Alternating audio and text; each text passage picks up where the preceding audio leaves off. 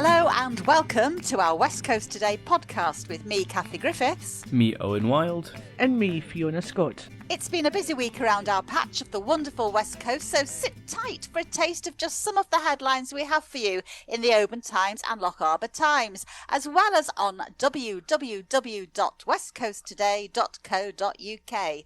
To get us started, let's give a big shout out, and I mean big, humongous, ginormous shout out for this weekend's Oban and District Provincial Mod.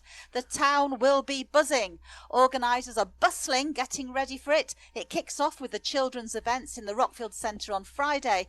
Best of luck to all the competitors, from schools to young musicians and the grown-up choirs, soloists, everyone who's giving it a shot. It's a wonderful cultural celebration.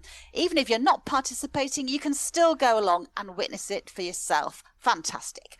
Also on Saturday, Ganovan's got a seagrass event happening from noon till about 4. If you'd like to go and find out more about our very own seagrass meadow that's growing so close to our shore, and you can discover how you can get involved to help keep bringing those benefits of seagrass to our planet.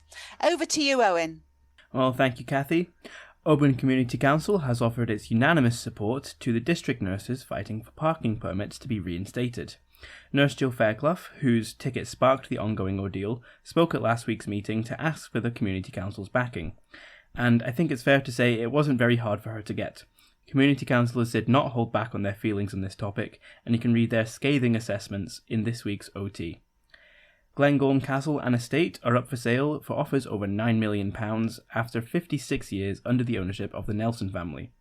Owner Tom Nelson has told the Oban Times that he's looking to leave on a high note and hopes the new owners keep the community at the centre of Glengorm. And finally, in an exclusive interview with the Oban Times, 7 postal workers from Mull have detailed the pressures which have crippled the service in recent times.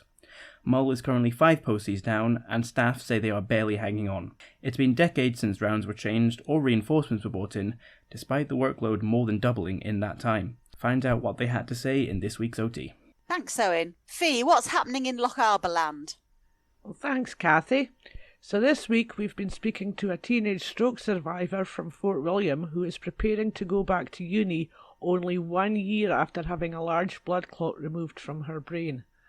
Addie Lev was 19 when she had her stroke in the early hours of the morning on June the 16th last year, and she's been highlighting her journey as part of Stroke Awareness Month in May. After being put in touch with Vince McLaughlin, a community self-support coordinator with Chest, Heart and Stroke Scotland, Addie began her path to recovery, supported greatly by her family and friends. And it's party time here in Lochaber. Yay! Among whoop whoop!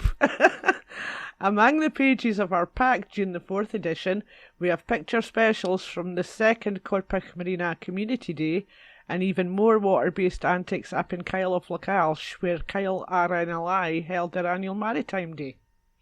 You can read all these stories in full and more in this week's Lochaber Times, or why not jump over to www.westcoasttoday.co.uk, where you will find news and features from all our titles here on the West Coast. Back to you, Kathy. Thanks, Fee. Yeah, so remember you can pick up printed copies of our papers in the shops, and also that this podcast is now available on Apple, Spotify, or anywhere else you usually get your podcasts from. Just search for the West Coast Today podcast in the service of your choice. Thanks for listening. It's bye from me, Kathy Griffiths. Bye from me, Owen Wild. And bye from me, Fiona Scott. Bye.